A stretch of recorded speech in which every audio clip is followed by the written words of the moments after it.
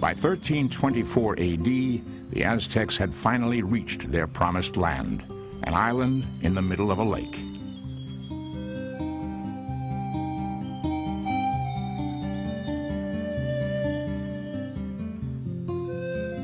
In this most unlikely of sites, they would somehow build Tenochtitlan, one of the most awesome cities the world had ever seen. But how could a city built on a small island hold a population that would soon swell to 250,000 people? Using the simple but ingenious method of pounding stakes into the lake bed and then lashing them together with reeds, the Aztecs poured in mud and rocks to literally build themselves more land.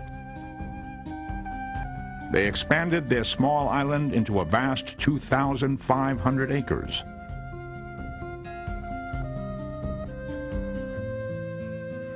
When the Spanish conquistadors first saw the Aztec city in 1519, they were amazed.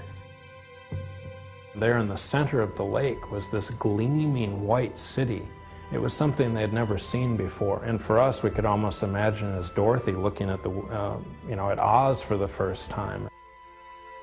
It was far larger at 250,000 people than any city they had ever seen in Europe. By the 1500s, Tenochtitlan was a teeming metropolis.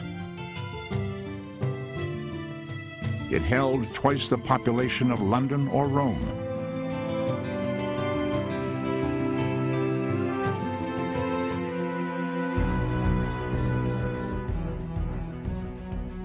Elsewhere around the world, at the height of the Italian Renaissance, Leonardo da Vinci had invented a rudimentary tank. In Germany, Martin Luther tries to reform the Roman Catholic Church and is excommunicated. While in Japan, the performance of no drama had reached the height of its popularity. The creation of Tenochtitlan demanded a skilled army of thousands of craftsmen. Yet how the Aztecs performed this formidable task of construction remains a mystery. For though the Aztecs used the wheel for their children's toys, they put it to no practical use.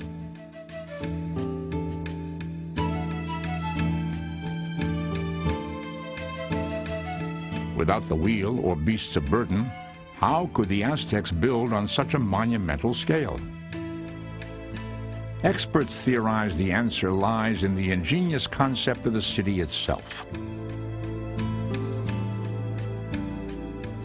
Like Venice, Italy, Tenochtitlan was crisscrossed by an intricate network of canals. Could the Aztecs have used thousands of canoes to move the tons of materials needed for the city's construction? However Tenochtitlan was completed, the Spaniards were awed by this surprisingly modern city. When they got closer to the city and began to walk down the causeways, they were astounded at how clean the streets were in the city. In fact, refuse was taken out of the city daily. They were astounded at the reuse of everything. They were master ecologists. The way everything was so carefully painted and ornamented, and how orderly Aztec life was. To precisely determine the exact days for planting and harvesting, the Aztecs established an accurate calendar, systematically charting the heavens.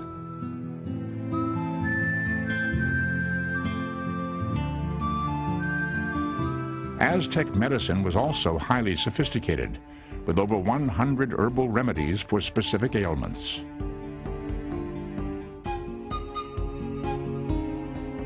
As impressive as the Aztecs' scientific achievements, however, was their creative genius.